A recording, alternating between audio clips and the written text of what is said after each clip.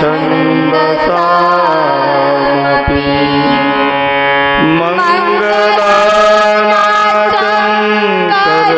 मङ्गलानाचङ्करतार वन्दे वाणी विनायको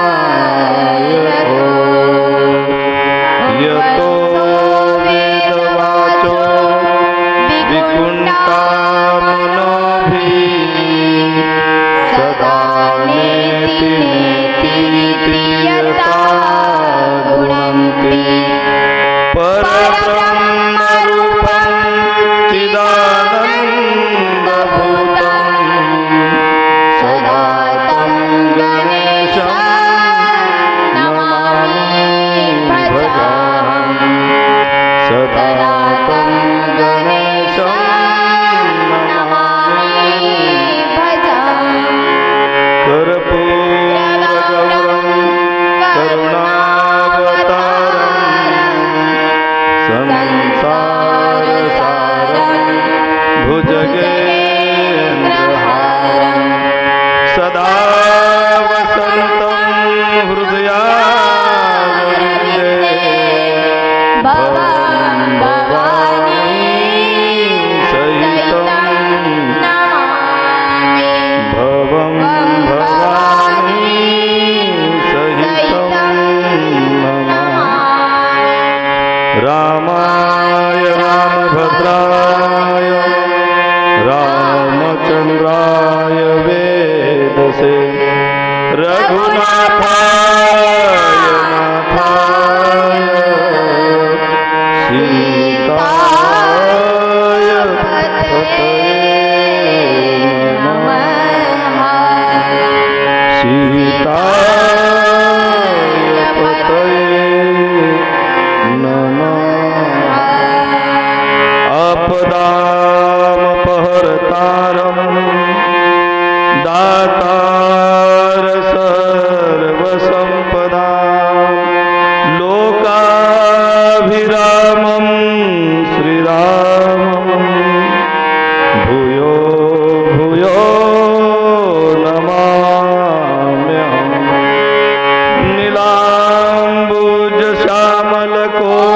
नीलाम्बुजश्यामलकोमलाङ्गं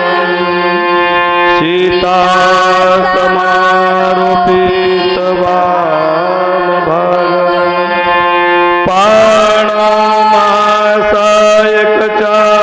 पाणमासायकचारुचापं नमामि रामं रघुवंशनाथं नमामि रामं रघुवंशनाथं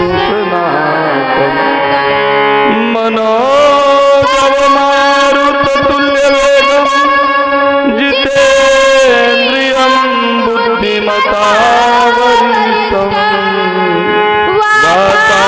वातात्मजं वानरयुद्धमुख्यं श्रीरामदूतं शरणं प्रपदे श्रीरामदूतं शरणं प्रपदे कृष्णाय वासुदेवाय हरये परमात्मने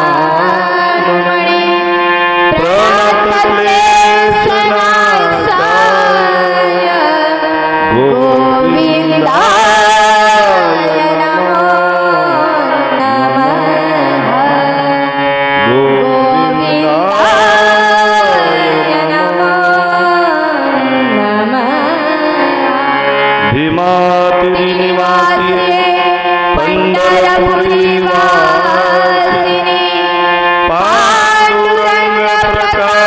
पाण्डुरङ्गप्रकाशाय श्रीविठ्ठलाय नमो नमः गुरुर्ब्रह्मा गुरुर्विष्णु गुरुर्देवो महेश्वरः गुरुर्साक्षात् परब्रह्म तस्मै श्री गुरुवे नमः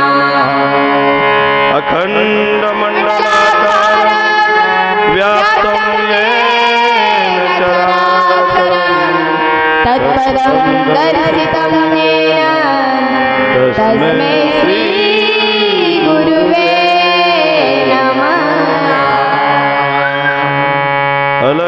पुरी पुण्यभूमी पवित्र तिथे नांदतो ज्ञानराजा सुपात्र तया कविता पुण्यराशी नमस्कार श्री सद्गुरु ज्ञानेश्वरा नमो सतगुरु तुकया ज्ञान दीपा नमो सद्गुरु सच्चिदानंद रूपा नमो सद्गुरु भक्त कल्याण मूर्ति नमो सद्गुरु भास्कर पूर्ण कीर्ति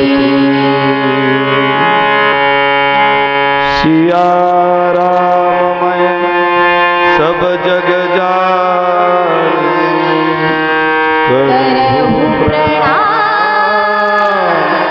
जोरी जुग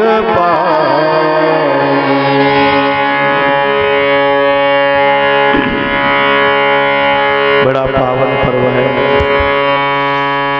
आप सभी को पता है और आप सब उस पुण्य के उपलक्ष्य में पुण्य बटोर रहे हो। बहुत बहुत धन्यवाद।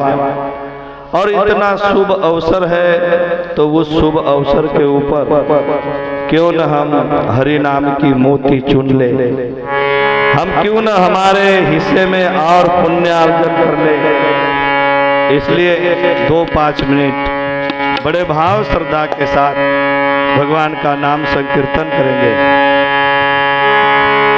हरे राम हरे राम हरे राम राम राम हरे हरे हरि हरे कृष्णा हरे कृष्णा कृष्णा कृष्णा हरे हरे हरे राम हरे राम राम राम हरे हरे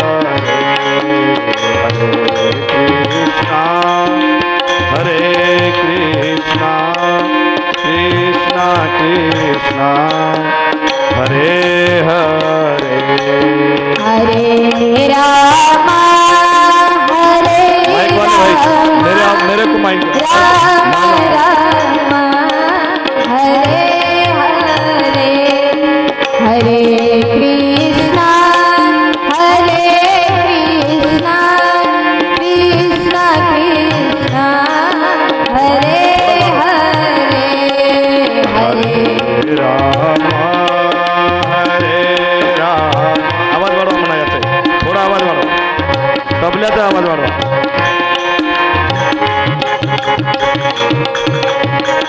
आपके मुखारविंद से भी हरि नाम निकलना चाहिए।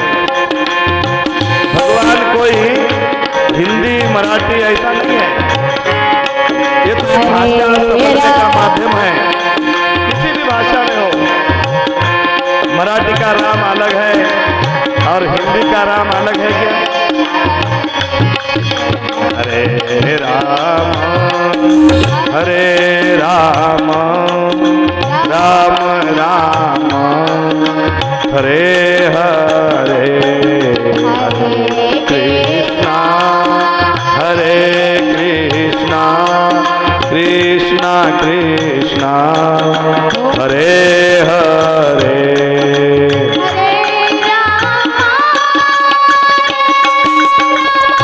तबल्याला आवाज देता का?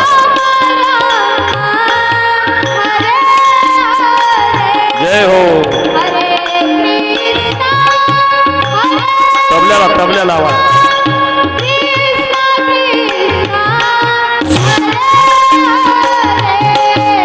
हरे राम राम राम हरे हरे हरे कृष्णा कृष्णा कृष्णा हरे हरे हरे राम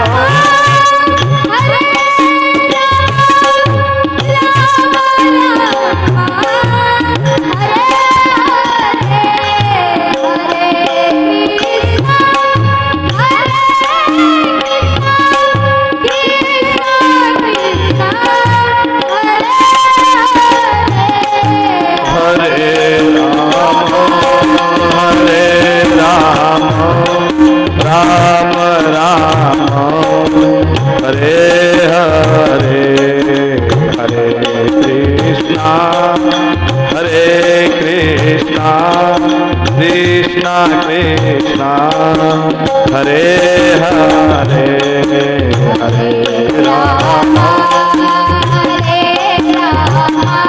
ऐसे ताली बजा। वाह।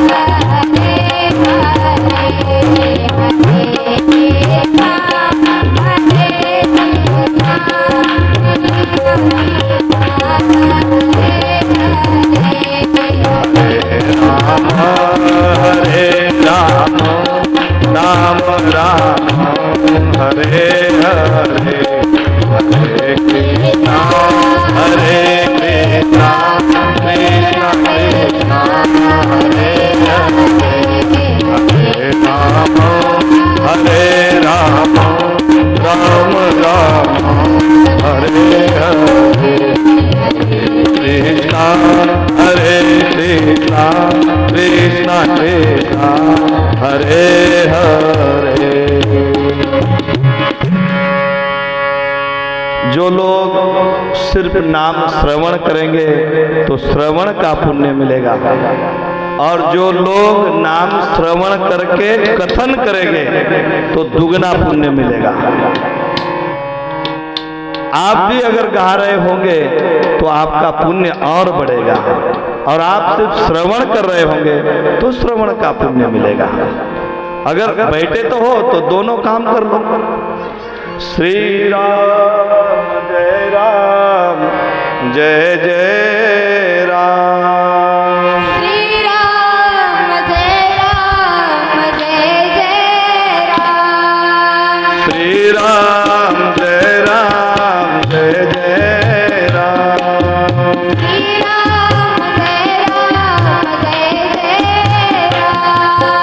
श्री राम जय राम जय जय राम। श्री राम जय राम जय जय राम।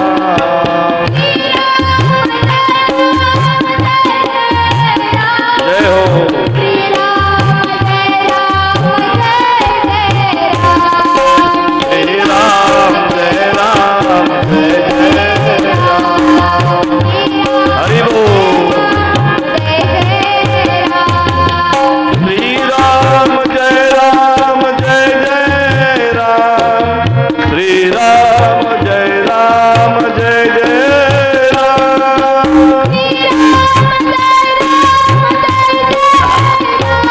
भावे गावे गीत भाव से गीत गाओ। श्री राम जय राम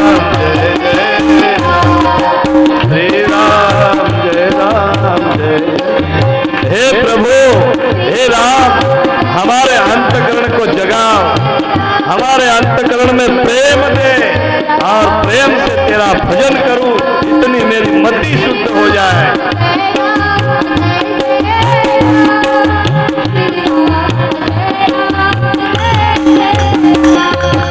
श्री राम जय जय राम। श्री राम जय जय राम।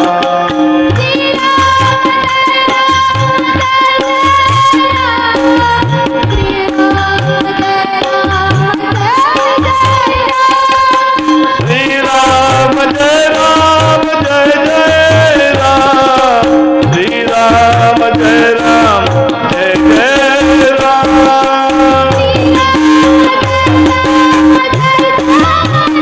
गाइए गाइए।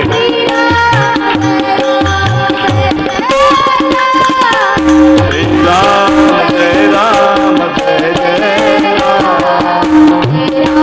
जब तक आप में से जिसका मुंह बंद रहेगा, मैं सत्संग सुनाने वाला नहीं हूँ। मैं भजन ही करता रहूंगा और तुम्हें भजन कराता रहूंगा। हर आदमी के मुख से जब आप राम बोलोगे तब ही मैं सत्संग सुनाऊंगा, नहीं तो भजन ही चलता रहेगा। श्री राम जय जय राम। श्री राम जय जय राम।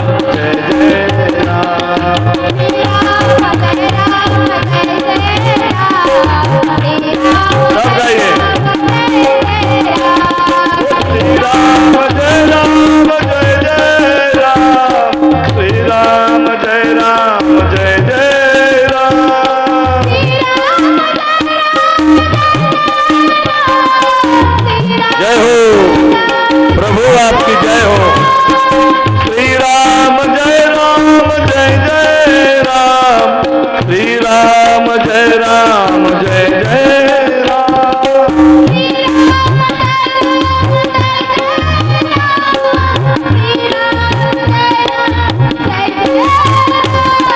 श्री राम जय राम,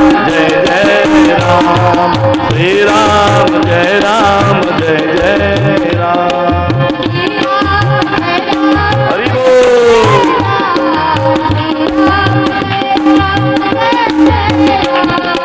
हरिनाम संकीर्तन साधन पे सोपे जळतील पापे जन्मांतरीचे। आपने हरिपाठ किया, उसमें आपने कितनी बार हरि का नाम लिया, और अभी यहाँ पर पूरा हरि का नाम चल रहा है, तो फिर क्यों कंजूसी कर रहे हो मेरे भाई? आप जैसे पुण्यवान आत्मा बिल्कुल राम को ऐसा रिझाओ। प्रभु रिझते हैं तो सिर्फ नाम से रिझते हैं, याद रखना। प्रभु न तुम्हारे पैसे से रिझेंगे, न तुम्हारे हार से रिझेंगे, और न तुम्हारे पानी और दूध किसी से नहीं रिझते। जो जानने वाले लोग बैठे हैं वो जानते हैं प्रभु रिझते हैं तो सिर्फ नाम लेने से। इसलिए बड़े भाव के साथ मौका मत छोड़ो। श्री राम जय राम,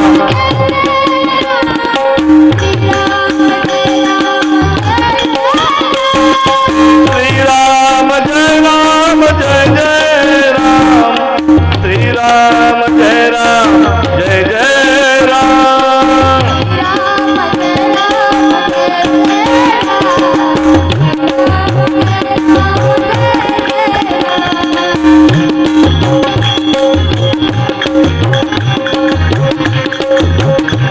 श्री राम जय राम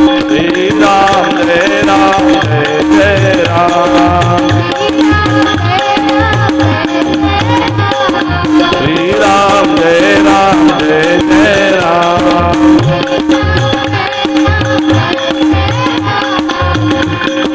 श्री राम जय राम, श्री राम जय राम, श्री राम जय राम जय राम, श्री राम जय राम।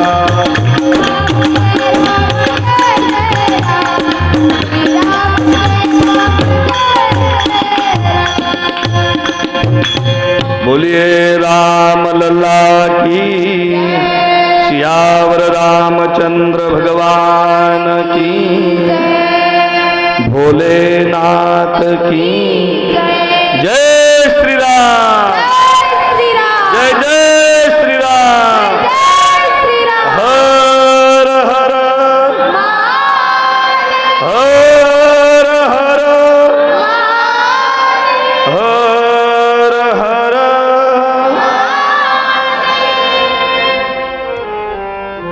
ओ ये हरिनाम संकीर्तन का पर्व हुआ। बड़ा आनंद आता है नाम में। नाम में इतना आनंद आता है ना महाराज, लेकिन मेरे सामने वाले लोग जब नाम बहुत ही अच्छा लेते हैं तब और मुझे आनंद आता है। क्यों भला?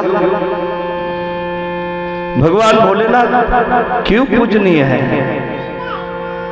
भोले बाबा का वंदनीय है? गणेश जी क्यों पूजनीय है?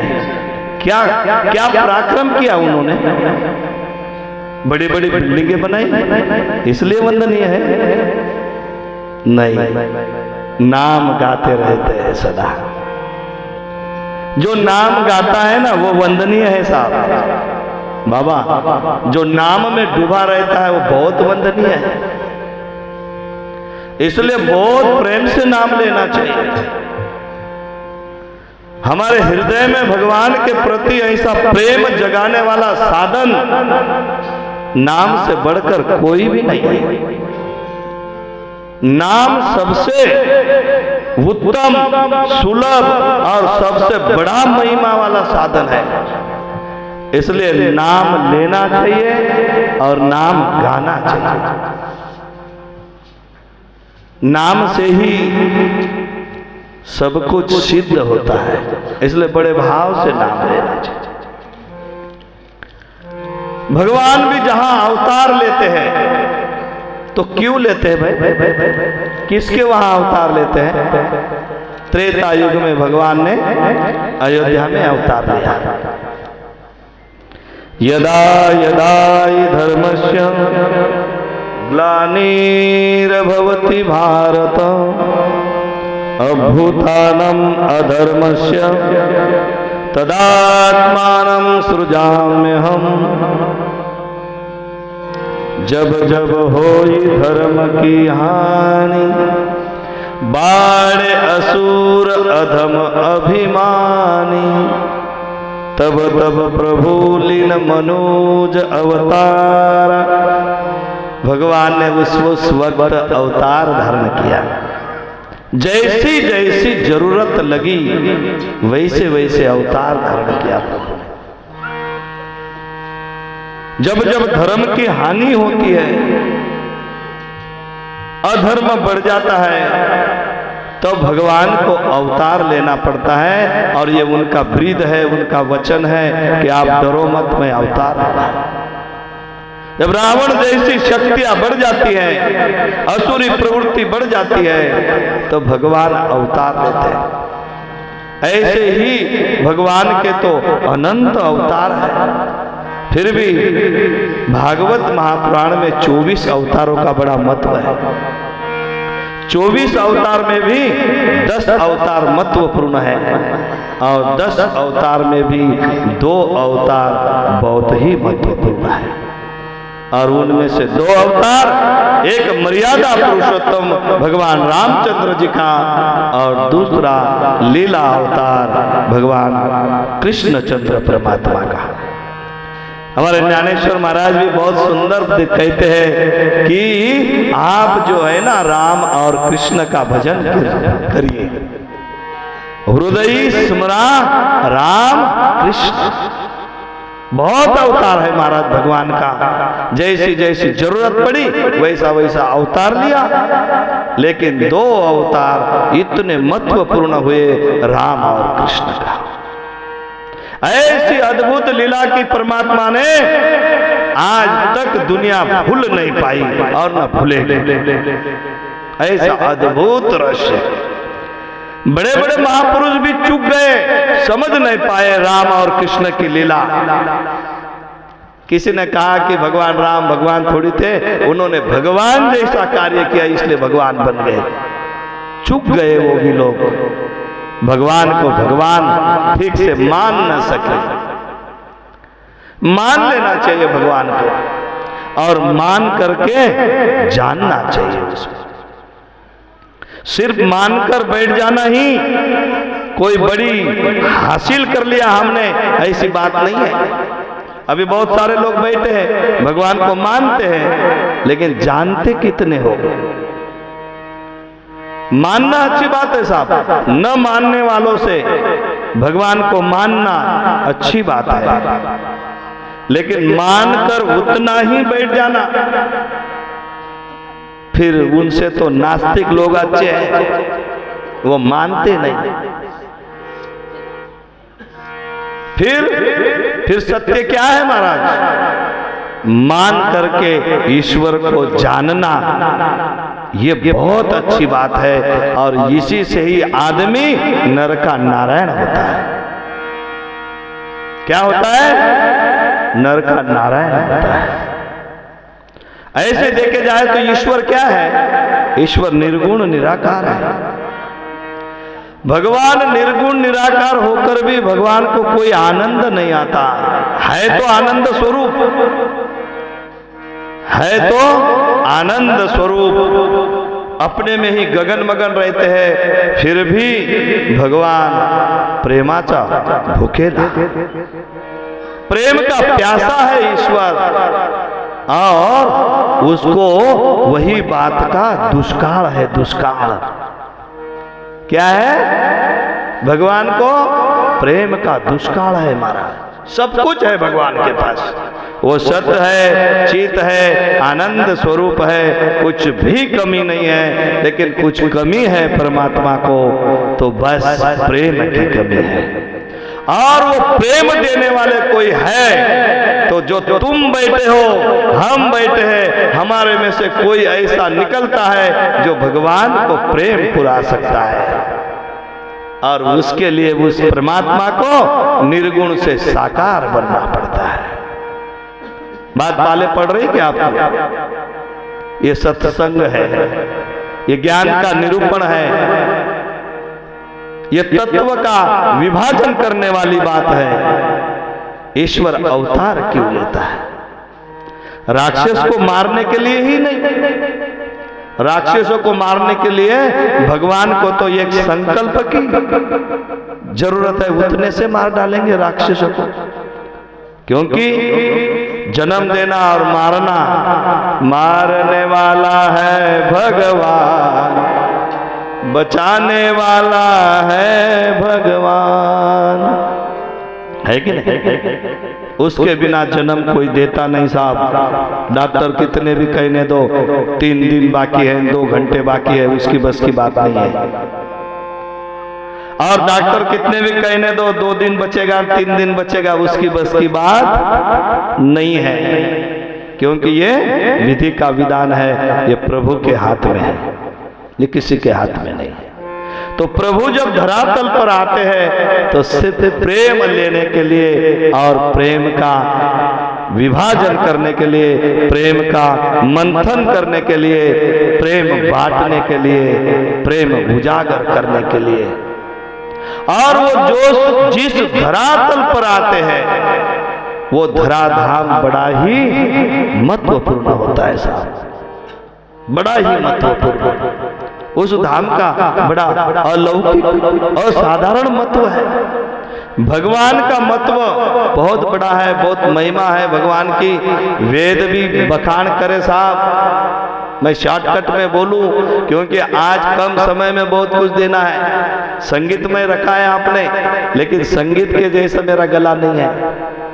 लेकिन सार सार बात कह दूं जो मेरे सदगुरु से मुझे मिला है। निरूपण जिसे हम प्रवचन कहते हैं, उसमें बहुत मौखिक मौलिक सार देना चाहिए साहब। भगवान क्या चीज है, ब्रह्म क्या है। ब्रह्म के बारे में जितना भी बखान करो उतना कम है साहब, कोई उसे बखान नहीं कर सकता। फिर भी जिसके समझ में जितना आया उतना वो बोले बगैर रहा नहीं। मेरे साथ चलो आप, मेरे साथ साथ विचार में रहो आप, तो आपको अच्छा समझ में आएगा और आपके हृदय में एक आनंद आएगा कि कोई तो भी आया था और कुछ तो भी बातें सुना के गया। नहीं तो यही नहीं सोचते बैठना बोलने वाला कैसा दिख रहा है, क्या बोल रहा है। इसी झमेले में बहुत सारे अभ्यासु लोग फंस जाते हैं महाराज, और जो लेना है वो रह जाता है बाजू। दिखता है कैसा, बोलता है कैसा, उसको ज्ञान है क्या, उसकी कितने क्या है, उसी में ज्यादा से ज्यादा अभ्यासु लोग फंसते हैं साहब। जो अभ्यास करते ना वो लोग फंस जाते। ये कुछ मत सोचो आप, जो भगवान की चर्चा चल रही है उसे मेरे साथ साथ आप श्रवण करो, तो कुछ न कुछ आप और हम यहाँ जो बैठे हैं भगवान की चर्चा करने, उसका जरूर हमें कुछ न कुछ पुण्य मिलेगा। और वही पुण्य धीरे धीरे धीरे धीरे बढ़ करके एक दिन हमें भगवान का स्वरूप का दीदार करा देगा। एक दिन भगवान के स्वरूप का दीदार करा देगा, याद रखो। जैसे हम लोग संसार में कहते ना, थेंबे थेंबे तले साचे, ऐसे धीरे धीरे चिंतन करते करते करते करते समाधिस्थ हो जाता है ये जीव। बोला एक बात का प्रश्न कहो मुझे, आप हो कौन? आप है क्या? मनुष्य हो, जीव हो, आत्मा हो, क्या हो आप? कितने लोगों को पता है कि हम है कौन? अध्यात्म का पहला प्रश्न है, हम है कौन?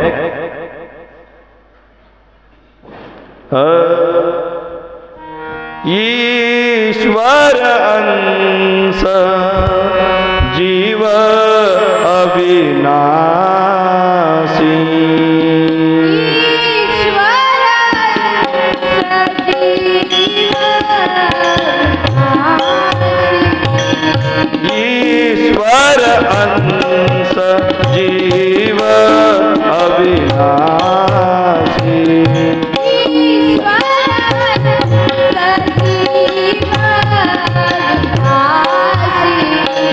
चेतन अमल सहज सुख राशि।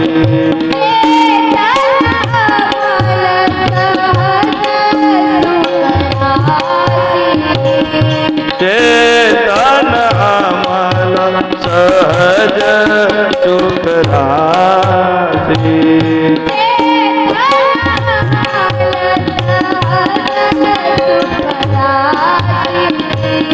माया बचहु बद गोसाई।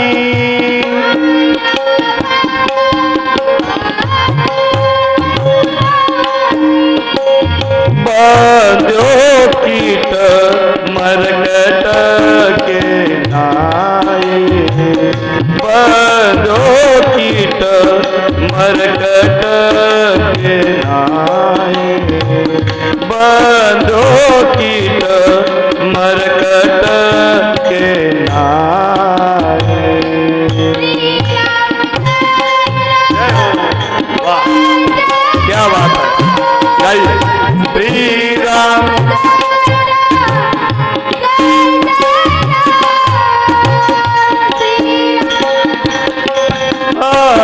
जय जय राम। श्री राम जय राम। जय जय राम। श्री राम जय राम। जय जय राम। कौन है आप? आज के सत्संग का खास मुद्दा बाबा कोण आहे तापन? कोण आहोत आपण? अध्यात्म का सबसे पहला प्रश्न हम है कौन? तो कौन है आपण? आपण आत्मा आहोत। बस इतना ही अभ्यास करना है मरे तब तक। मैं आत्मा हूं, मैं आत्मा हूं, मैं आत्मा हूं। है कि नहीं हम आत्मा? लेकिन हम अपने आप को अमुक ढमुक टमुक मतलब हम देह के साथ जुड़ गए हैं साहब। और एक जन्म से नहीं, जन्म जन्म से हम अपने आप को एक देहधारी मनुष्य कहो या फिर जीव समझ जाओ। ऐसे जीव भाव तो है ही नहीं, लेकिन देह भाव से इतने तादात्म्य रहते हैं। मी म्हणजे देह, मी भारतीय आहे, मी हिंदू आहे, मी मुस्लिम आहे, मी अमुक जातीचा आहे, मी अमुक माणूस आहे, मी अमुक साहेब आहे। नाना नाना प्रकार की उपाधि हमारे ऊपर चढ़ गई है साहब, नाना प्रकार की उपाधि। इसके लिए हमारा सत्य स्वरूप से हम लोग वंचित हैं। भक्ति तो हम कर रहे हैं, बहुत बहुत धन्यवाद। भक्ति जीवन में होनी चाहिए, लेकिन भक्ति के साथ साथ हमारे पास विवेक भी होना चाहिए। भक्ति श्रद्धा है, और जो सच्चा श्रद्धावान होते हैं, श्रद्धावान लभते ज्ञानम, जो श्रद्धावान है उसको ज्ञान प्राप्त होता है, और ज्ञान से एक दिन फिर उसको अपना स्वरूप का भी थोड़ा थोड़ा ज्ञान होता रहता है। फिर वहां से जो भक्ति होती है वो बड़ी आनंददायक भक्ति होती है। और जिसकी भक्ति आनंददायक है वही नंद के घर भगवान आनंद प्रकट होता है। बजाओ टाटा। आपको लगता है कुछ समझ ही नहीं रही बात। हिंदी सुनने की आदत न हो इसलिए हो रहा है कि भगवान जाने। मैं इसलिए हिंदी में बोल रहा हूँ कि मुझे हिंदी अच्छी, क्योंकि मेरे सदगुरु भगवान हिंदी में बोलते थे, और मैं तीसरी कक्षा से हिंदी में ही अध्यात्म की किताब पढ़े हैं। इसलिए भाई हिंदी आज के दिन भगवान का। और देखो बात ऐसी है, भाषा कौन सी भी रहने दो, हिंदी तो आप लोगों को समझती है, ऐसी कोई बात नहीं है। आप पिक्चर देखते हो तो सब हिंदी में देखते हो, तो फिर प्रवचन हिंदी में हो जाए तो कौन सी बड़ी बात है। लेकिन मैं अगर मराठी में बोलना शुरू कर दूं तो मुझे इतना नहीं जम सकता जितना मैं हिंदी में बोल सकता हूं। इसलिए मैं सोचा कि भाई हिंदी में करूंगा। हाँ, एक अभंग चुन लूं तो फिर उसके ऊपर मैं मराठी में बोल सकता हूं ठीक से।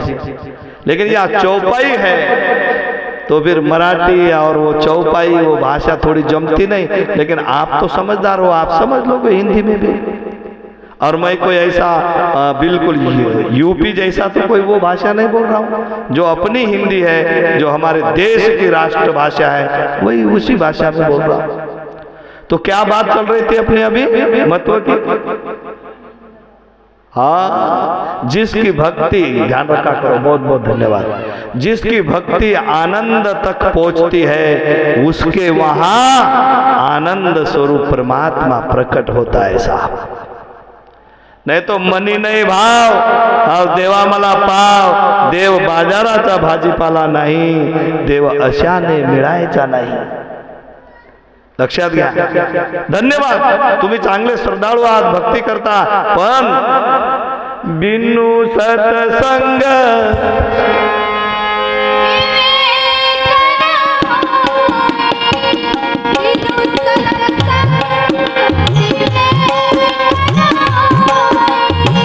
राम कृपा बिनु सुलभ न सोय, राम कृपा बिनु सुलभ न सोय। जब तक आप ठीक से सत्संग नहीं सुनोगे, सत्संग का अर्थ होता है सत्य, और सत्य कौन है? सत्य तू विठ्ठला।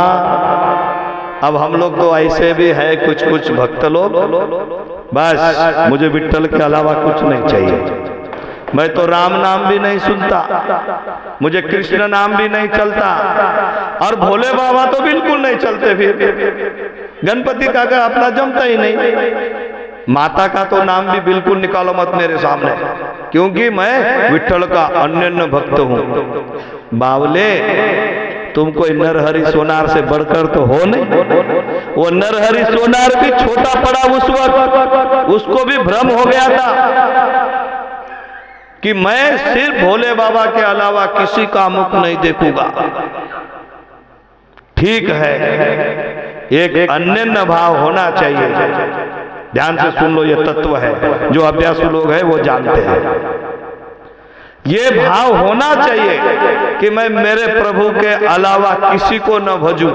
ठीक है, लेकिन मेरे प्रभु ही प्रभु है और वे प्रभु नहीं है, ये गलती कर न बैठना।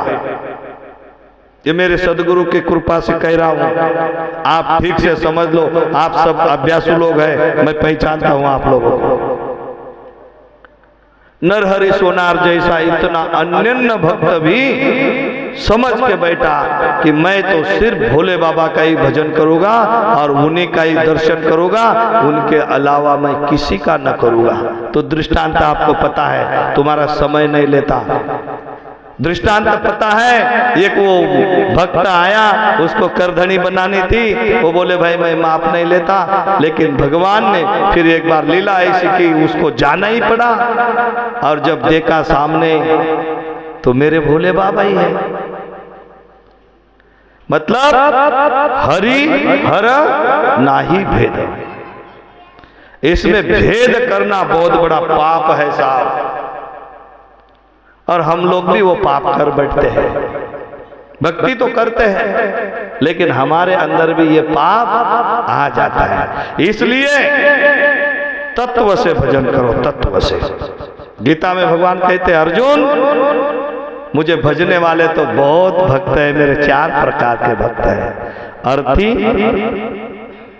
अज्ञार्थी, जिज्ञासु और ज्ञानी। ऐसे 4 भक्त। राम एक देवता, पुजारी सारी दुनिया, राम एक दाता, भिखारी सारी दुनिया। उसी परात पर परब्रह्म को कोई राम कहता है। ध्यान से सुनो साहब, ये सिद्धांत है। उसी परात पर परब्रह्म को कोई राम कहता है, कोई कृष्ण कहता है, कोई शिव कहता है, कोई गणेश कहता है, कोई गुरु कहता है, कोई गोविंद कहता है, कोई अल्लाह कहता है, कोई गॉड कहता है, कोई क्या कहता है, कोई क्या कहता है। और वो एक ही है, उसके नाम अनेक हैं और वो अनामी है। अनेक नाम होने के बावजूद भी वो अनामी है, कोई नाम नहीं है। देवा नाही नाम, देवा नाही गाव, ज्ञानोबांचा प्रमाण है। कोई नाम नहीं है उसका साथ, लेकिन जब भी उसके साथ प्रेम करना है तो फिर नाम ही लेना पड़ेगा। जब उसका भजन करना है तो सब साधन में एक ही साधन उत्कृष्ट है, वो है नाम। और जब ये नाम कोई बिल्कुल प्रेम बढ़ता है साहब, अनुभव जिसको हो, जैसा धन बढ़ता है 1 रुपया 2 रुपया 100 रुपया 1000 रुपया, ऐसे नाम लेते रहना चाहिए, नाम लेते रहना चाहिए। तब उस नाम में धीरे धीरे प्रेम बढ़ता है, और जब बहुत प्रेम हो जाता है साहब, तब वो हरि प्रकट होता है। वाल्मीकि भयो ब्रह्म समाना, उलटा नाम जपत जग जाना। है? राम सिया राम जय जय राम, राम सिया राम।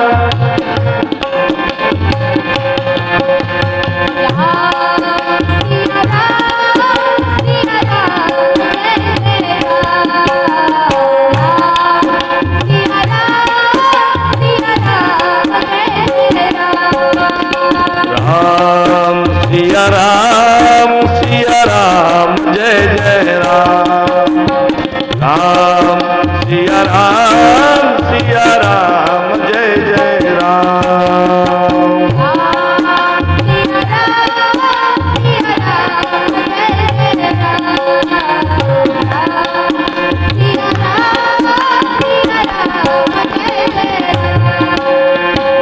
वाल्मीकि भयो ब्रह्म समाना,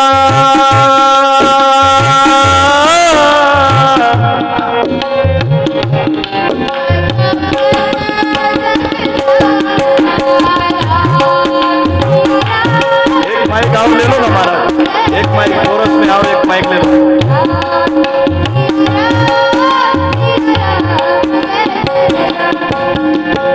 मैं कोई प्रोफेशनल महाराज नहीं हूं, मुझे कोई अच्छा प्रोग्राम करके नहीं जाना है, मुझे तुम्हें नचा कर नहीं जाना है, मुझे तो प्रभु से प्रीत करना है। इसलिए प्रभु का कुछ न कुछ गुणगान करने को मिलेगा और आप सब लोग सुनोगे, इसलिए आपके चरणों में आया हूं साहब। मुझे कोई तरक्की नहीं करना है, मुझे कोई बिजनेस नहीं करना है, नाम इस प्रकार से लेना चाहिए। सुनो इधर, जब हम नाम लेते हैं ना, तो उस नाम के साथ राम जब बोलते हैं, ध्यान से सुन लो माता बहन और भाई लोग सत्संग प्रेमी, जब हम राम कहते हैं ना, तो राम का रूप हमारे दृष्टि के सामने आना चाहिए। ये युक्ति ले लो आज। हम जो विट्ठल बोलते हैं तो विट्ठल का रूप हमारे नजरों के सामने आना चाहिए। जैसे चित्रकार एक चित्र बना लेता है ना, ऐसे हमारे दृष्टि में राम बोले तो राम वाह धनुष्यधारी, सीताराम बोले तो भाई उनके वाम बाजू में दाव्या बाजू करे माता सीता है। राम सीताराम श्री राम जय जय राम, राम सिया राम जय जय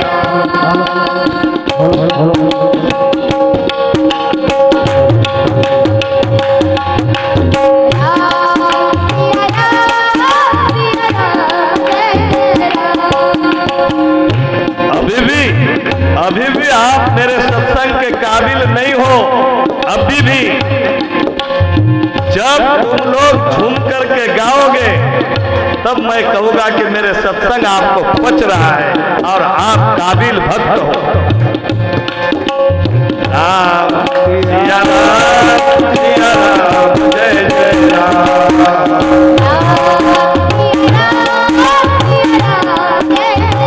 वाह क्या बात।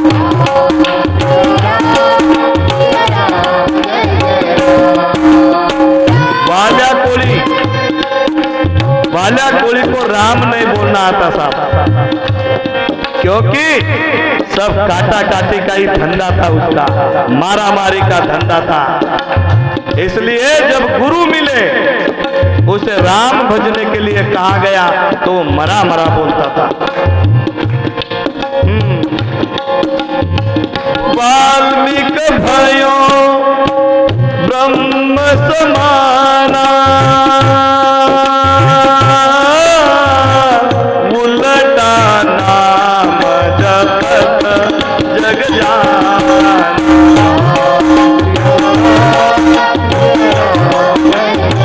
हरि बोल।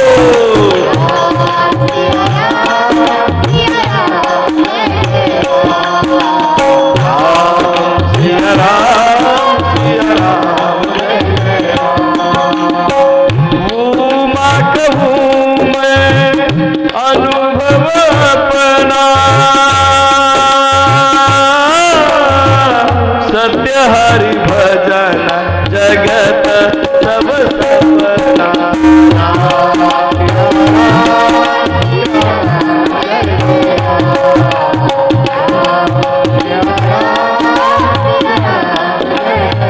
इसलिए बड़े प्रेम से जो भजन करता है उसके हृदय में राम प्रकट होता है।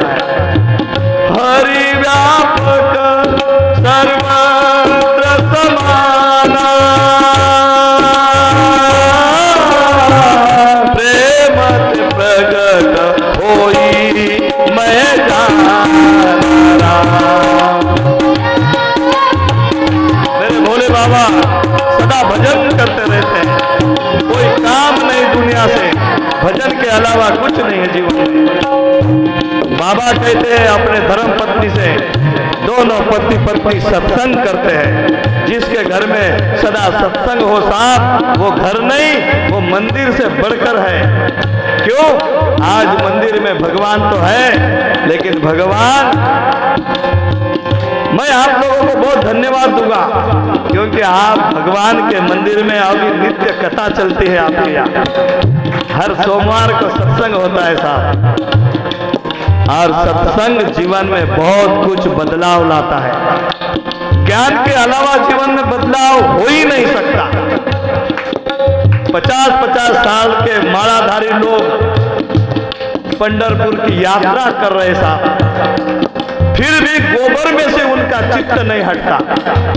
50-50 साल की दिंडी में जाने वाले मालकरी, गोबर में से चित्त नहीं हटता। गोबर कौन सी बड़ी चीज है, लेकिन उसमें भी अभंग है, प्रमाण के अलावा बोलूंगा नहीं साहब। वो एक बाई, एक बुढ़ी जो तीर्थ यात्रा में जाती है, वो अपनी सुनबाई को कहती है, सुनबाई त्या गौऱ्या सांभाळ बरं, मी पंढरीला जाऊन येते। कितने वो सुनबाई की, वो सासू की जैसी सासू है और ससुर है साहब।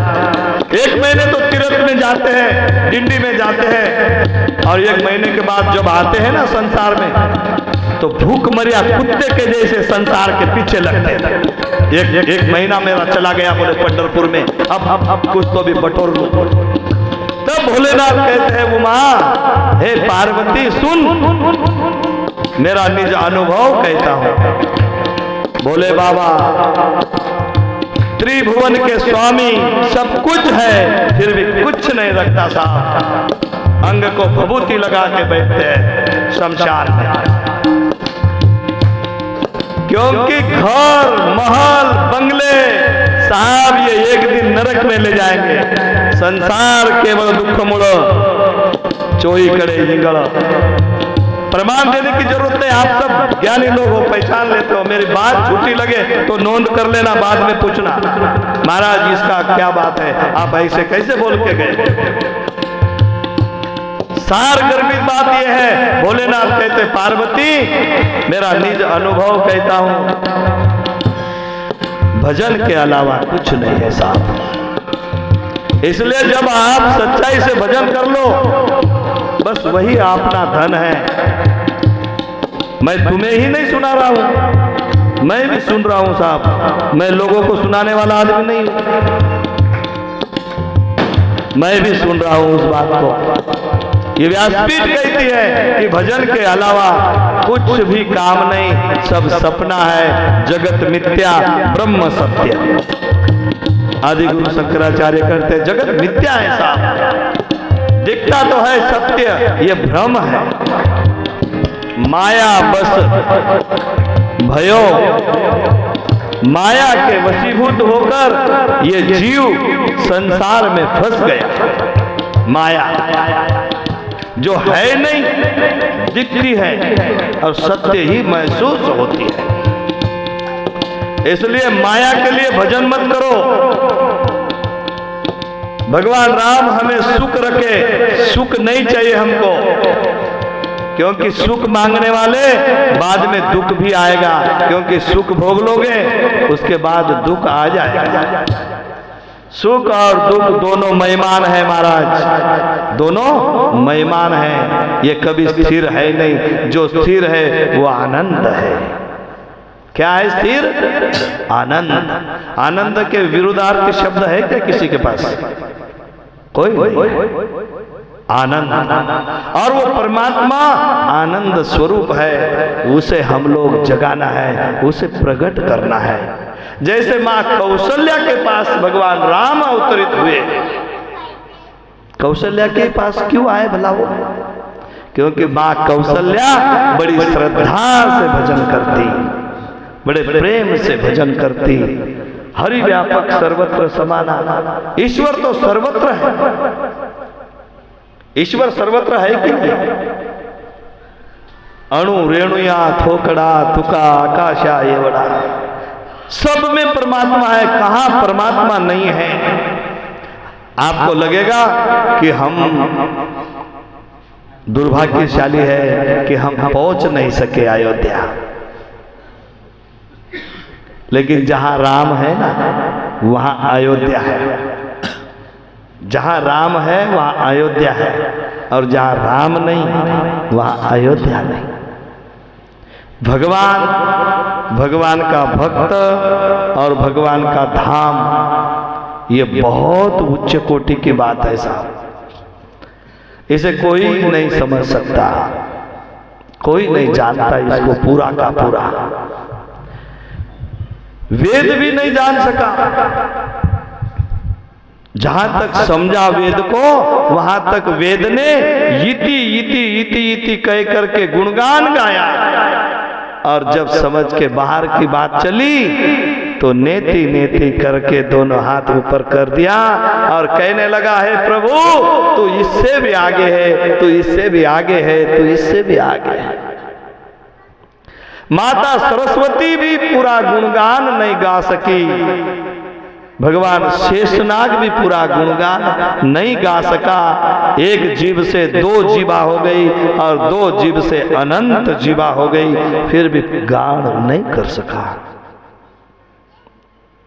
लेकिन वो परमात्मा, इतना बड़ा परमात्मा, अगर प्रेम से भज लिया जाए तो वो हमारे पकड़ में आ सकता है साहब।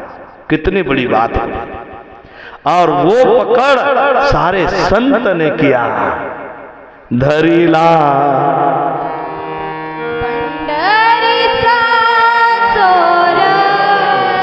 धरीला पंढरीचा चोर, धरीला पंढरीचा चोर, धरीला पंढरीचा चोर।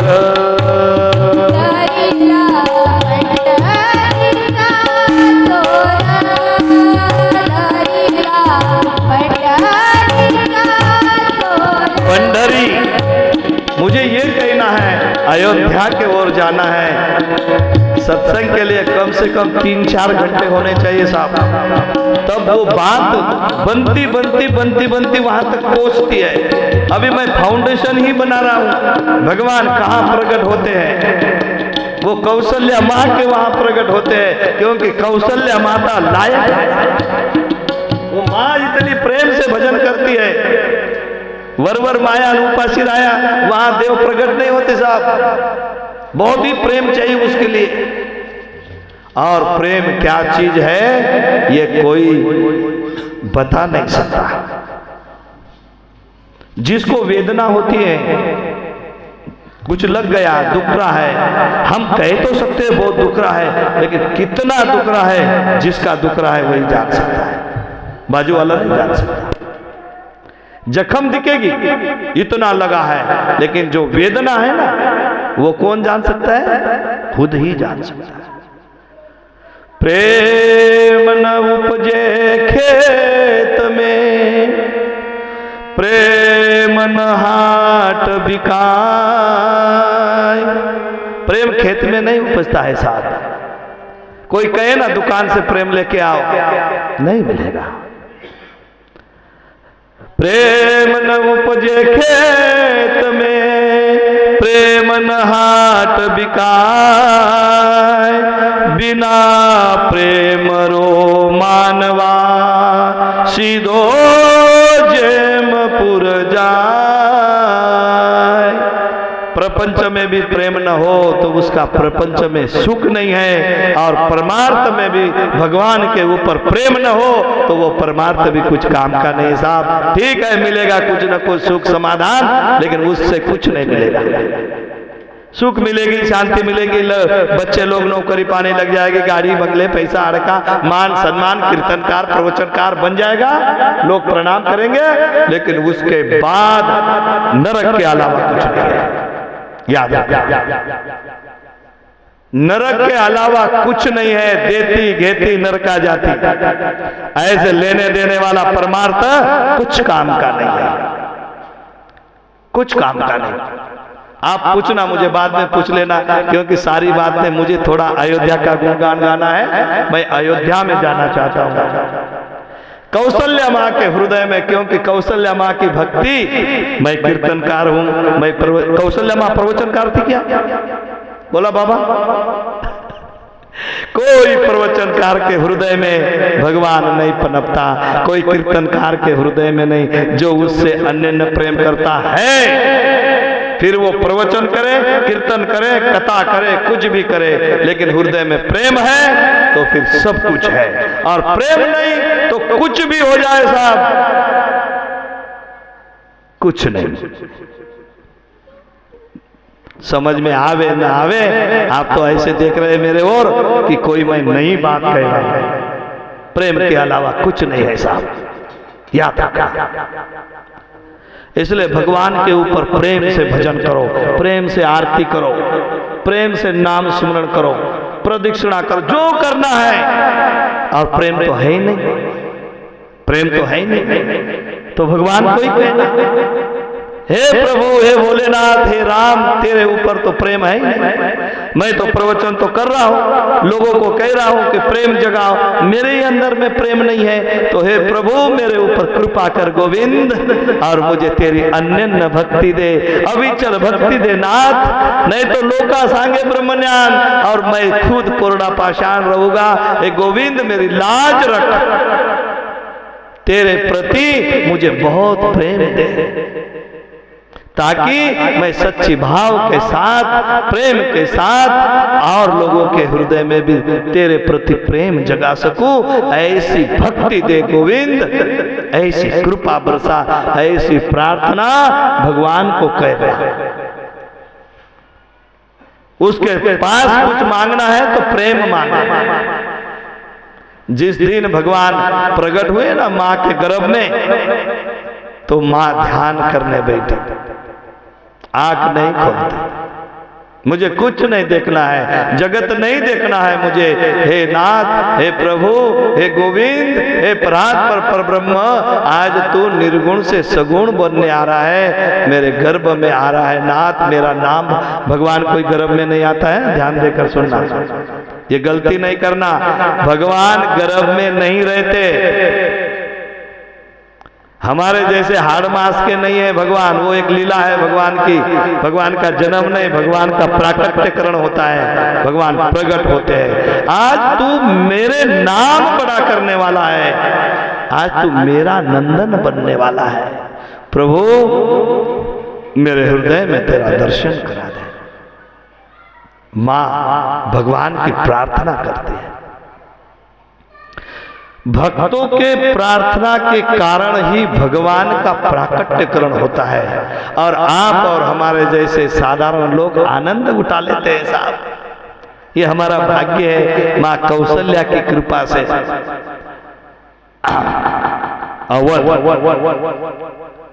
पहले अवध के पहले, अयोध्या के पहले हम लोग वारकरी है ना, इसलिए पंढरी को समझने का प्रयास करेंगे।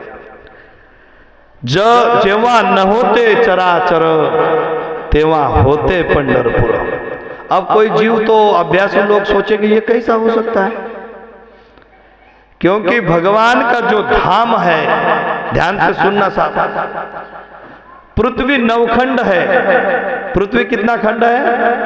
9 खंड पृथ्वी है, और जहां भगवान का अवतार होता है ना, वो धाम एक अलग खंड होता है। पंडरी अलग खंड है साहब, उसकी अन्य साधारण महिमा है, वो वैकुंठ है। बहुत सारे भजन में बहुत सारे प्रमाण है इसके लिए। वो वैकुंठ है, प्रत्यक्ष भगवान का जो वैकुंठ धाम है, भगवान वैकुंठ धाम से खुद भी आते और उनके सारे गणों को भी लेकर के, और वही धाम भी धरातल पर लेके आते। तो जब राम आए तो राम ने वैकुंठ भी लेके आया, और वो वैकुंठ बसा सरयू के तट पर अयोध्या था। वो अयोध्या की महिमा क्या है? जैसे पंडरी की महिमा है ऐसी अयोध्या की महिमा है, जैसे काशी की महिमा है ऐसी अयोध्या की महिमा है। जगत में 7 पुरी है, शास्त्रों में वर्णन है 7 पुरी।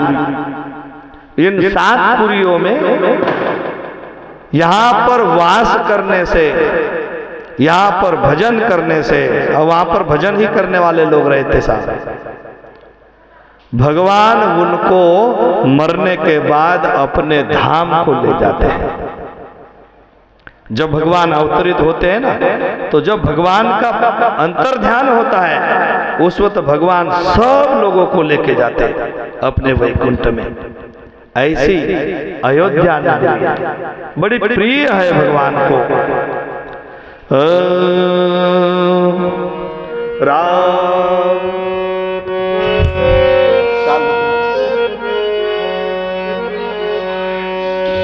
अति पावन।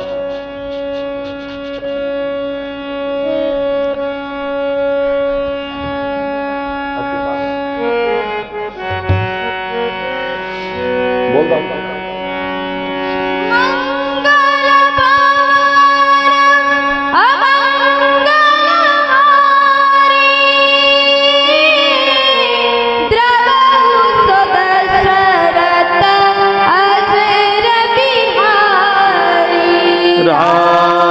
सिया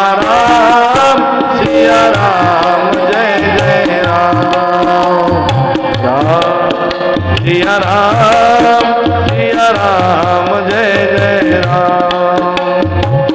आकर 4,84,000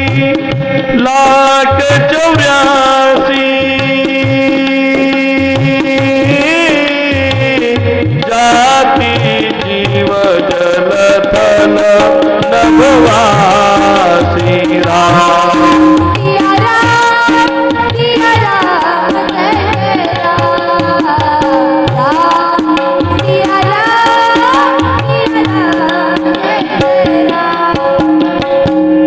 बंदहु अवध पुरी अति पावनी,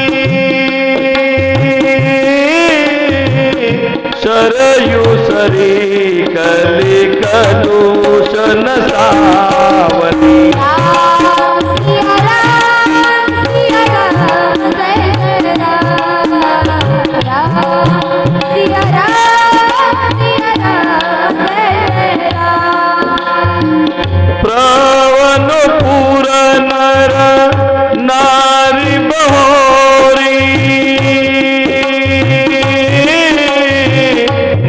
ममता जिन पर प्रभु इन थोरी राम। सिया राम जय जय राम राम सिया राम जय जय राम। उस अवधपुरी को प्रणाम करेंगे हम सब। भगवान वंदनीय है, उनका धाम वंदनीय है, और उस धाम में रहने वाले सारे जीव 84 लाख योनि के जलचर, नभचर और स्थलचर, कोई भी जीव वहां पर जो आया है ना महाराज, वो सब वैकुंठ से आया हुआ है। आप भागवत कथा में देखें, जब भगवान कृष्ण अवतार लेते हैं तो सारे जीव वहां से ही आए हुए हैं। वृंदावन में जो गौ माता है, जो बछड़ा है, जो पंछी है, जो पेड़ पौधे हैं, जो घास है, कौन है? ये सब वहां से ही लाते भगवान। जहां भगवान है वहां भक्त है, जहां भक्त है वहां भगवान है, और अपना खुद का धाम लेकर आते साहब। एक साधारण महाराज अगर थोड़े से 10-50 माला जप लेना तो बैठने के लिए खुद का आसन लेकर घूमता है, तो फिर भगवान अपना धाम नहीं लाएंगे? सारा धाम लेकर आते हैं। नरसिंह मेहता के शादी में भगवान आए तो सारे बारात लेकर आए उधर से, भगवान अकेले नहीं आते, वहां से ही सब कुछ लेकर आता है। तो ये अयोध्या धाम जो है इसे प्रणाम है।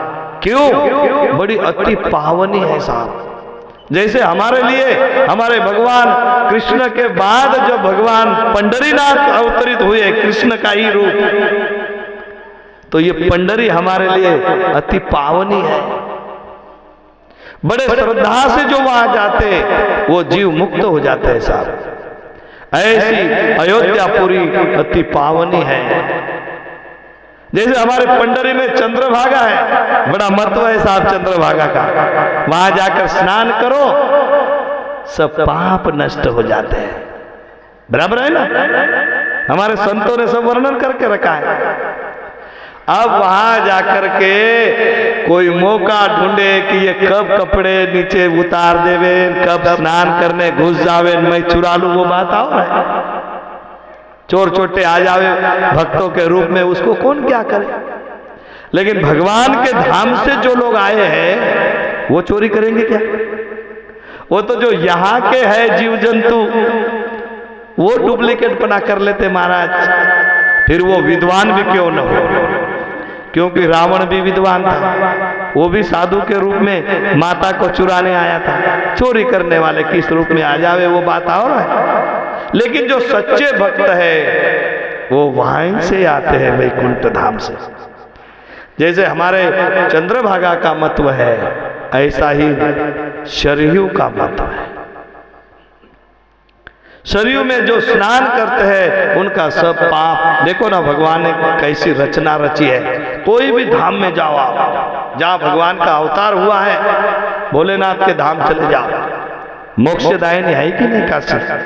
कहते हैं वहां जो मर जाए वो कितना भी बड़ा पापी क्यों न हो, लेकिन काशी में मर जावे उसको मुक्ति मिलती है।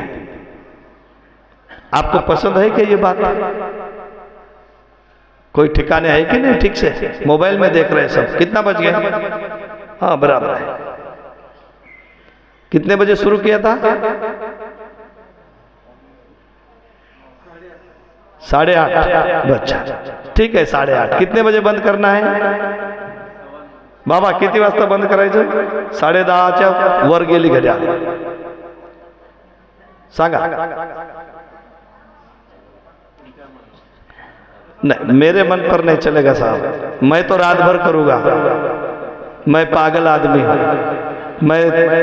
मैं पैसों के लिए करता नहीं, भगवान के गुणगान करने वाला हूं। और मैं ऐसा कथा बिता में जाता भी नहीं, हमारे महाराज के खातिर आए, क्योंकि मेरी बात किसी को अच्छी भी नहीं लगती है साहब। हीरे सब जगह नहीं बेचते, हीरा लेने वाला भी कोई नहीं है।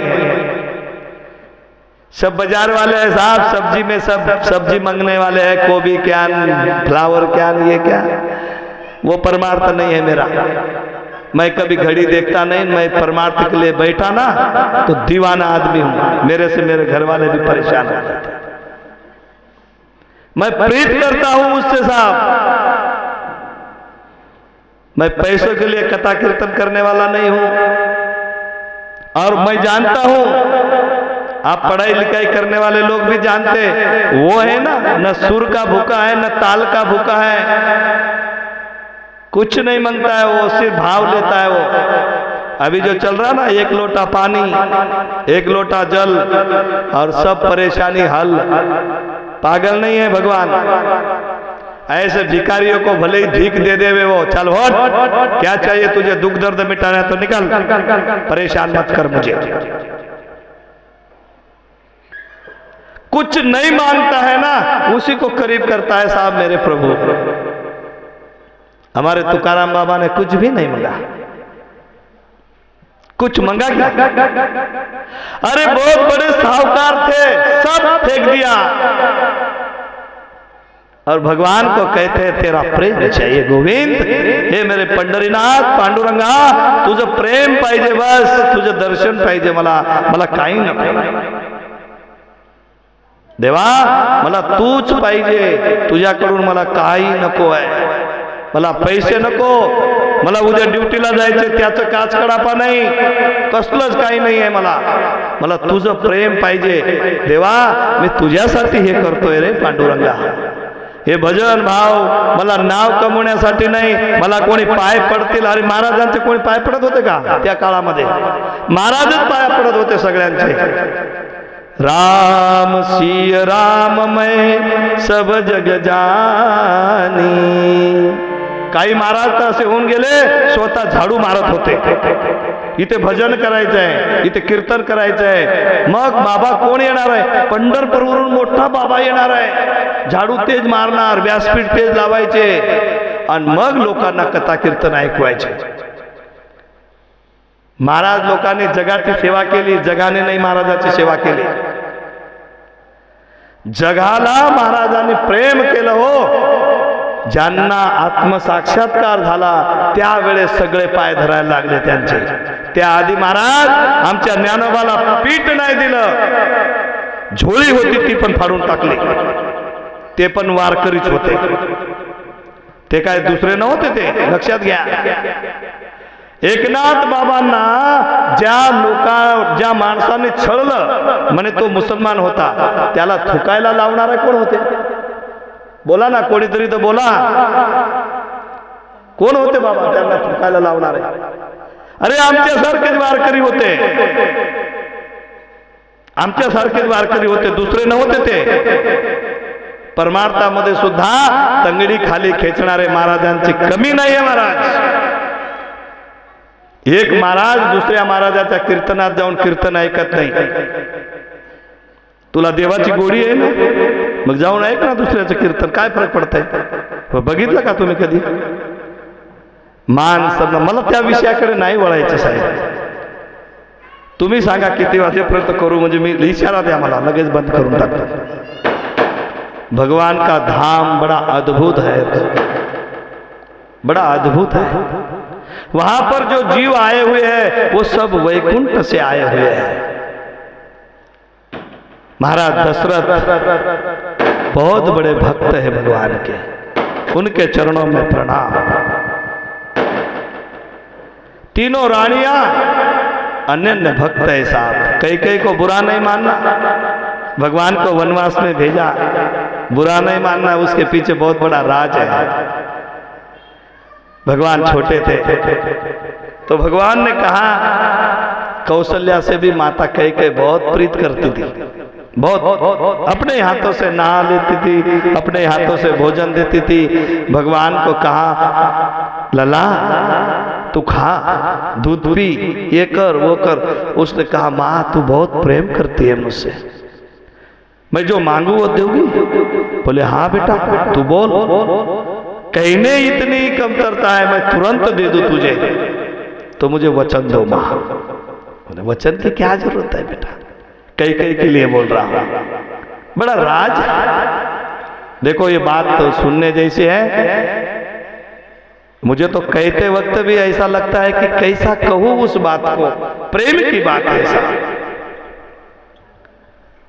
मांग बेटा, मुझे वचन दो। मां ने वचन दिया। फिर भगवान ने कहा देखो वचन तो दे दिया है, लेकिन जब मैं मांगूंगा तो मैं वो मांग रहा हूं, मेरे मांगने के बाद अगर तुम दोगी तो कोई मानव समाज अपनी कन्या का नाम तुम्हारे नाम के जैसा रखेगा नहीं। कई नाम कोई रखेगा नहीं अपने बेटी का। मां ने कहा चलेगा, कोई मेरा नाम रखे ना। आज नाम के लिए कितने लोग क्या क्या नहीं कर रहे महाराज, नाम के लिए। आप पत्रिका में नाम मत लिख दो, एक पत्रिका बनाओ, मुझे महाराज पूछ रहे तुम्हारा नाम, क्या करते मेरे नाम को? मेरे नाम से क्या तुम्हारा उद्धार होने वाला है? क्या होगा क्या उद्धार? मेरे नाम से अगर उद्धार होता है तो जरूर प्रेम से लो साहब, उद्धार होगा मेरे ज्ञानेश्वर महाराज, तुकाराम महाराज, जिन्होंने बहुत भजन किया है उनका नाम लो साहब। लेकिन एक औपचारिकता है, वो करना पड़ता है। तो तुम्हारा नाम नहीं लेगा कोई, नाम तक नहीं रखेगा अपनी बेटी का, मैं वो चीज मांगने जा रहा हूं। मां ने सोचा हाँ कर दी, चलेगा। उसके बाद उसने कहा मां मैं मांगूंगा, आपको विधवा होना पड़ेगा। कोई स्त्री विधवा होना पसंद नहीं करती साहब, सोचती है। फिर भी मां कई ने कह दिया ये बात बड़ी मुश्किल है, लेकिन राम तेरे लिए मैं कुछ भी कर सकती हूं। वो मां नहीं है साहब, मेरी माता बहनों ध्यान से सुनो, वो मां नहीं है, वो भक्त है। अपने प्रभु के लिए कुछ भी कर सकता है, वो भक्त है। मां नहीं कर सकती, बाप नहीं कर सकता। वो तो सारे एक रिश्ते में बनकर आए हैं। भगवान ने उनको बड़प्पन दिया है कि तू मेरी मां बन, तू मेरा बाप बन। वो जगत का बाप है, भक्ति करने वाले को अपनी मां बाप बना लेता है, पुत्र बन जाता है, कुछ भी बन जाता है। बहुत कुछ लीला है भगवान की। फिर उन्होंने कहा कि मां मुझे जब राज्याभिषेक का समय आएगा तब मुझे बहुत कार्य करना है। आगे बहुत सारी आत्माएं मेरे लिए तड़प रही है, उनको दर्शन देना है। उस वक्त तू मुझे वन दे देना, मुझे वनवास दे देना। वो वनवास राम को कभी वनवास नहीं लगा साहब। जब वनवास दे दिया, माँ तो मूर्छित हो गई। भगवान ने बाद में पानी डाले, माँ उठी, कहा कि ठीक है बेटा तू मांग रहा है तो वनवास। बड़ी अपने सर के ऊपर बोझ रखकर माँ कैकेयी ने वनवास दे दिया।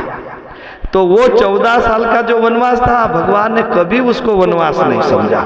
वो तो भक्तों के लिए जो अयोध्या में रहते थे, ध्यान से सुनना ये बात, ये विचार करने वाले लोगों के लिए बात है साहब। बाकी भक्तों को ये ठीक नहीं लगेगा, भाई क्या लगा रखे ये बात सब, लेकिन जो विचारवंत लोग हैं भगवान को कुछ नहीं लगा। भगवान ने कहा हे मां, मुझे पिताजी ने अयोध्या का राजा नहीं बनाया है, फिर मुझे तो वनवास दिया है और सारे वन का राजा बनाया है। किसका राजा? वन का राजा बनाया है। अयोध्या तो इतनी छोटी है, लेकिन मैं कितना घूमूंगा, अभी सारे वनों का राजा बनने जा रहा हूं, मुझे बड़ा राजमहल दिया है बोले, ऐसे कहते भगवान। लेकिन भक्तों का भाव है, जो अयोध्या में भक्त थे ना, 14 साल महाराज अयोध्या वाले लोगों का बड़ा हाल हुआ। 14 साल भगवान चले गए वहां से।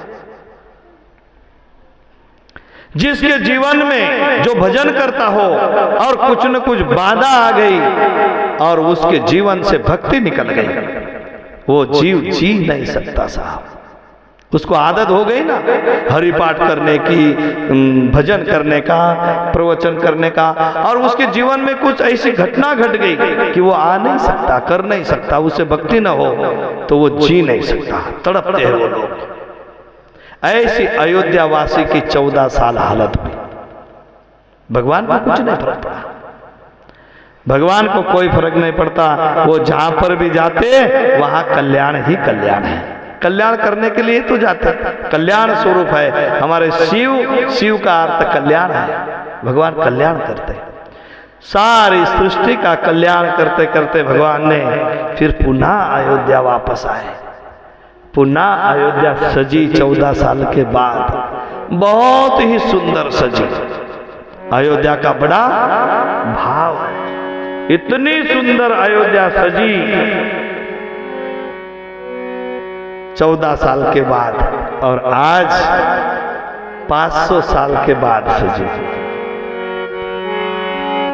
उस वक्त रावण जैसी शक्ति को मारने के लिए भगवान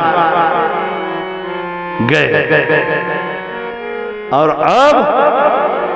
अब उन्हीं तत्व का, उन्हीं असुरी प्रवृत्ति की जो औलाद है साहब, जिसे हम लोग यवन कहते हैं, असुरी प्रवृत्ति, उन्हीं यवनों का एक राजा आया।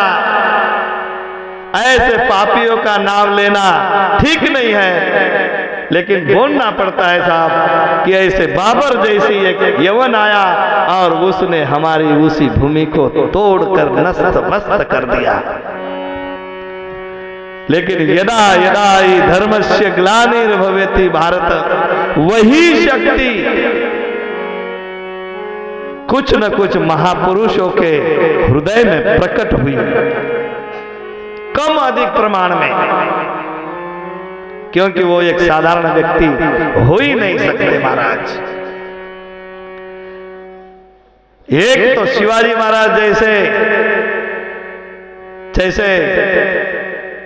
गुरु महाराज रामदास स्वामी मिले उनको।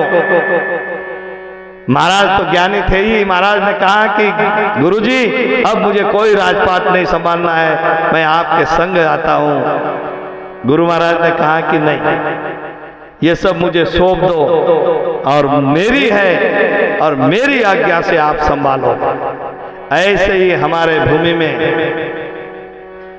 बड़े गौरव से नाम लेना अच्छा लगता है साहब। मैं किसी व्यक्ति का गुणगान गाने वाला आदमी नहीं हूं, मैं संत और भगवंत का ही नाम प्रेम से लेता हूं।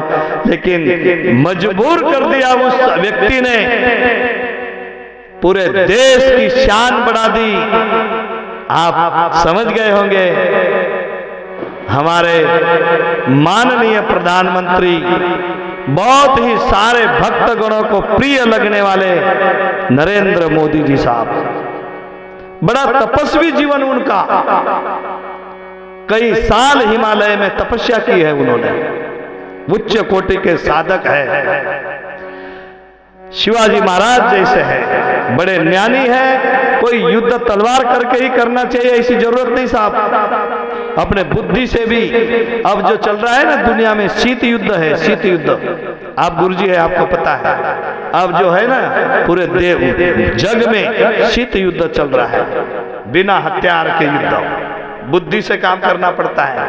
पूरे विश्व को जीत लिया है और उसी शक्ति ने हिमालय छोड़ करके हमारे देश के कल्याण के लिए, देश सेवा करने के लिए, हमारे देश में धर्म को बचाने के लिए राजनीति में उतर करके 500 साल के बाद उनके अथक परिश्रम और उनके गुरु राम भद्राचार्य जी महाराज, इनकी कृपा से, दोनों नेत्रों से तो अंधे दिखते, उनको अंधा कहना ठीक नहीं है, पाप है साहब। अंधे तो वो लोग हैं जिनको भगवान ने 2 आंख दी, फिर भी भगवान नहीं समझता, भगवान की भक्ति नहीं करते, सिर्फ संसार दिखते हैं, वो लोग अंधे हैं। लेकिन जिनको भगवान दिखता है, सदगुरु के चरण दिखता है, वो अंधे होकर भी अंधे नहीं है साहब। उनके ज्ञान चक्षु जगे हुए हैं, उनके ज्ञान चक्षु खुले हुए हैं, और अपने ज्ञान चक्षु के द्वारा उस महापुरुष ने कोर्ट में भी, न्यायालय में भी ये सिद्ध कर दिया कि यही हमारी रामलला की जन्मभूमि है। और आज 22 जनवरी को 2024 में पुनः वहां पर 550 साल के बाद हमारे रामलला अवतरित हुए। बड़ी शुभ खबर आई, घर घर बाजे शहनाई, पापियों का वध करके आए अवध में रघुराई, पापियों का वध करके आए अवध में रघुराई।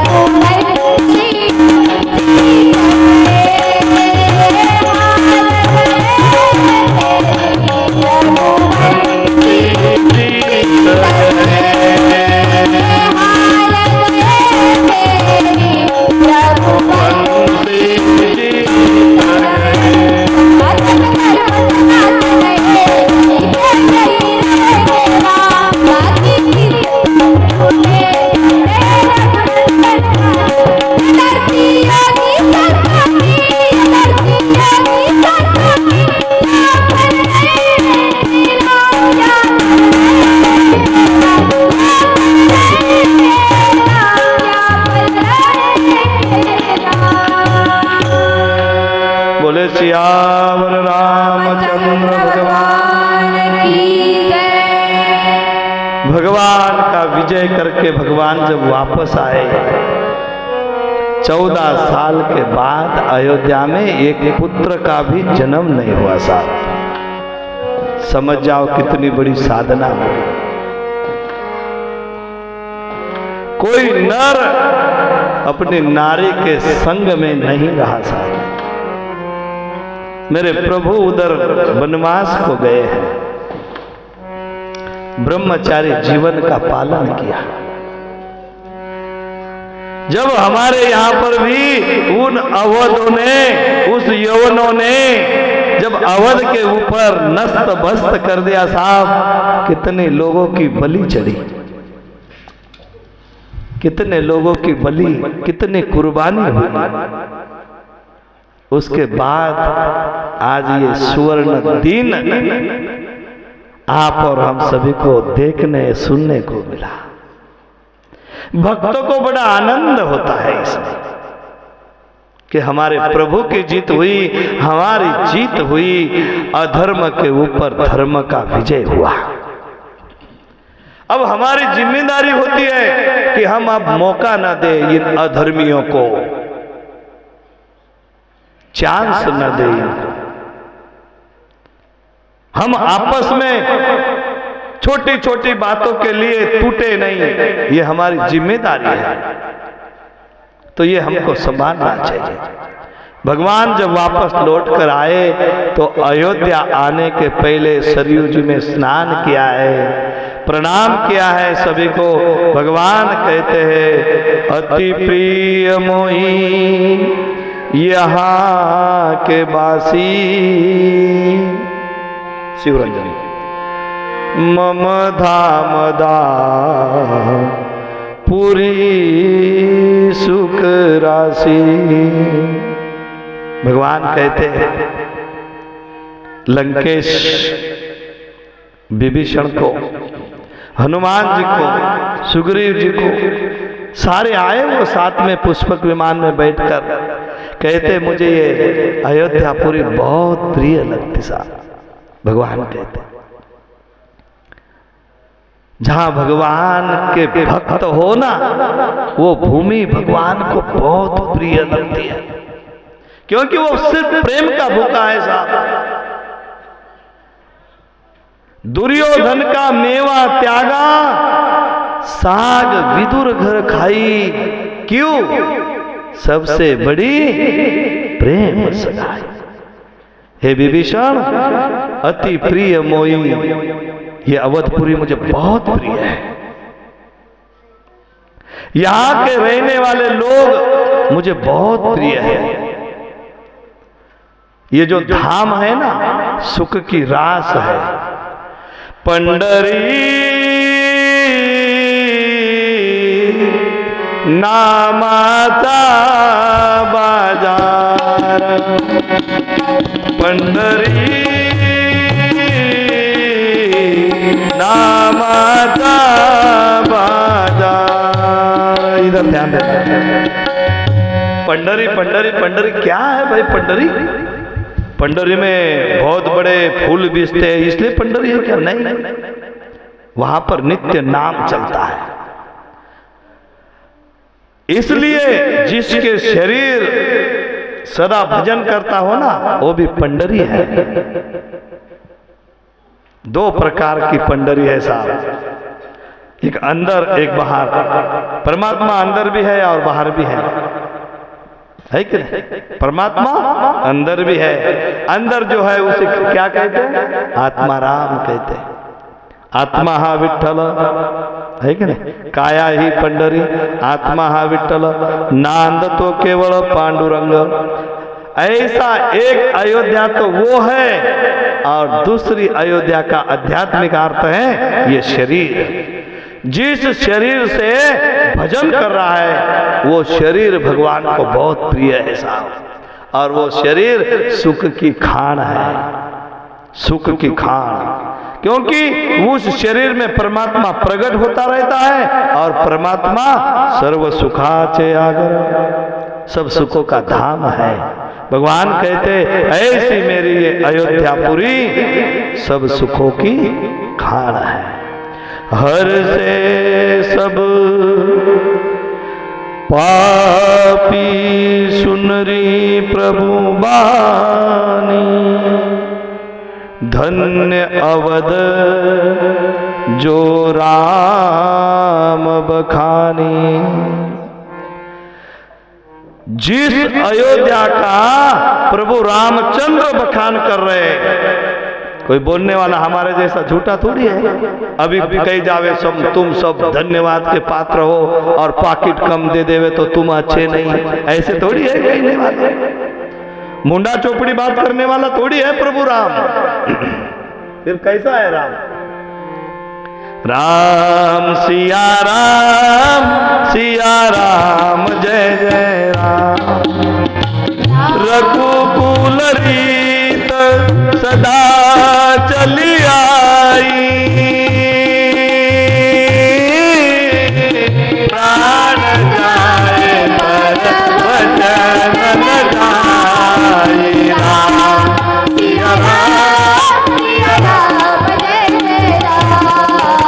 राम सिया राम। जय जय राम। भगवान राम जी गुणगान कर रहे हैं अयोध्यापुरी की, तो कोई झूठी थोड़ी है। फिर भगवान कहते हैं मेरे धाम में जो अपना प्राण त्यागता है वो मेरे धाम को प्राप्त होता है। इसलिए गीता जी का भी एक श्लोक है साहब। गीता का श्लोक महत्वपूर्ण है, 18वें अध्याय का 62वां श्लोक।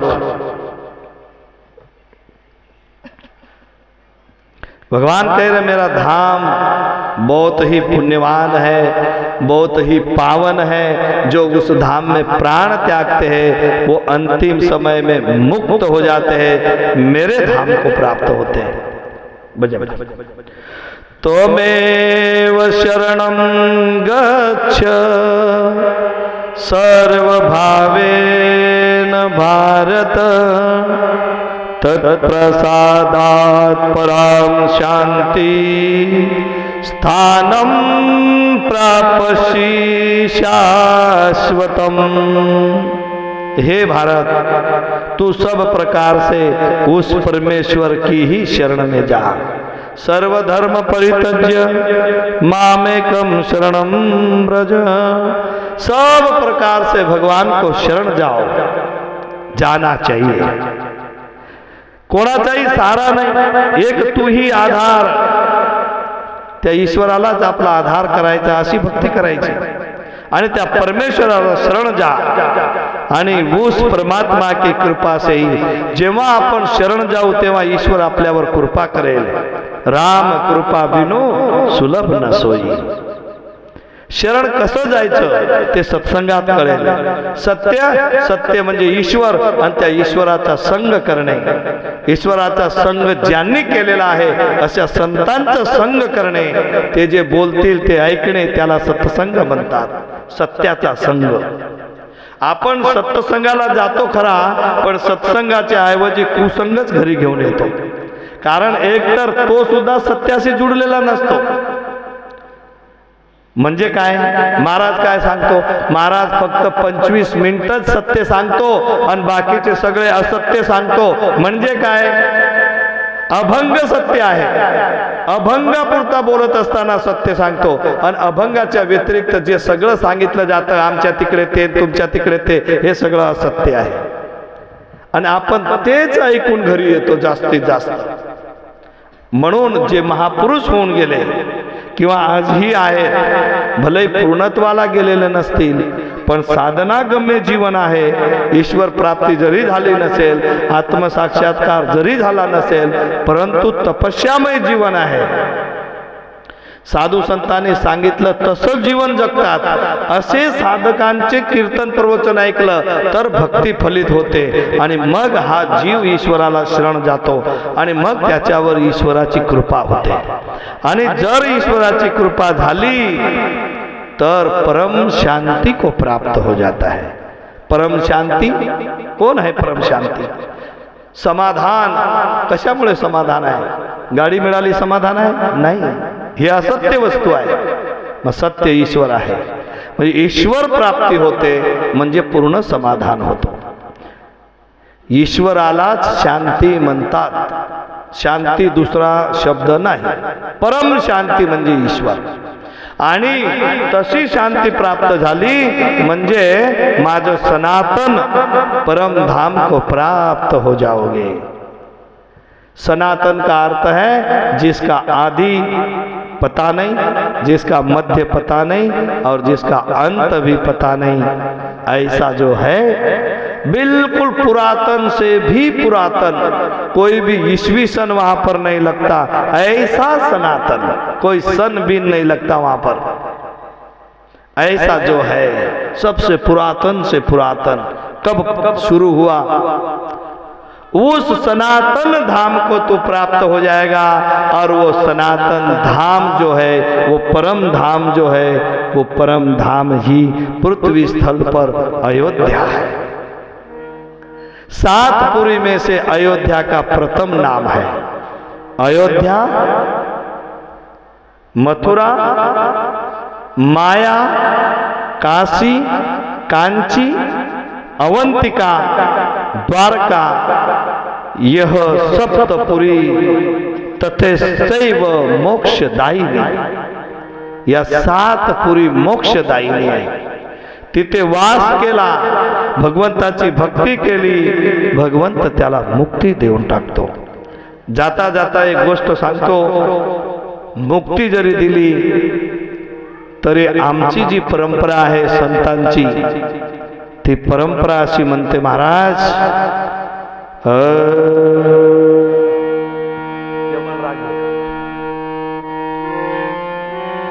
यमन यमन रे कोमल रे कोमल नाही, रे कोमल ग कोमल म प धनी सा नि कोमल.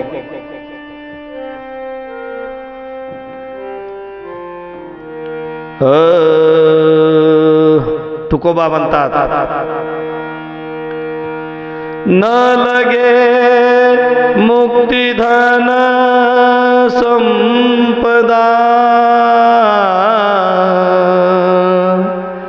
मुक्ती धन संपदा काही नको, म्हणजे मुक्ती सुद्धा नाही मागितली महाराज. भगवान मुक्ती द्यायला तयार आहे. जो माझं ध्यानामध्ये जीव सोडतो, काशीमध्ये पण भगवान शिवने ऐलान किया, जाहीर घोषणा केली, काशीमध्ये जो प्राण त्यागेल त्याला मी मुक्ती देईल.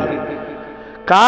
स्वतः भजन करतो म्हणून. भगवान राम पण म्हणतात, माझ्या धामामध्ये, हे 7 पुरीमध्ये बाबा कुठेही जीव सोडला तरी देव मुक्ती द्यायला तयार आहे. पण तुम्हा आमची जी संतांची परंपरा आहे ती मुक्ती मागत न लगे मुक्ती धन संपदा, न लगे मुक्ती धन संपदा.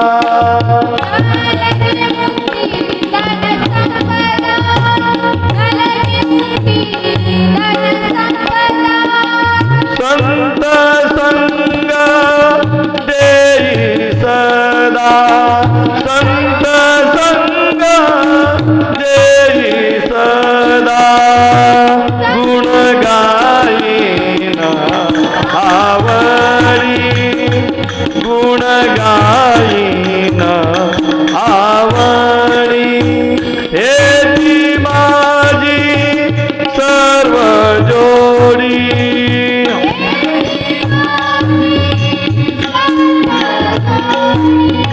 हे माझी सर्व जोडी.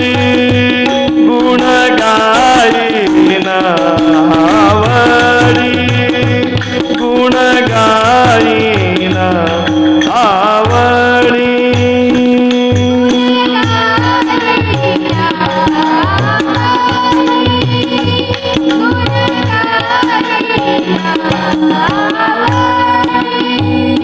तुका म्हणे गर्भवासी सुखे घालावे आमासी. हे प्रभू, तू आम्हाला मुक्ती नको देऊ.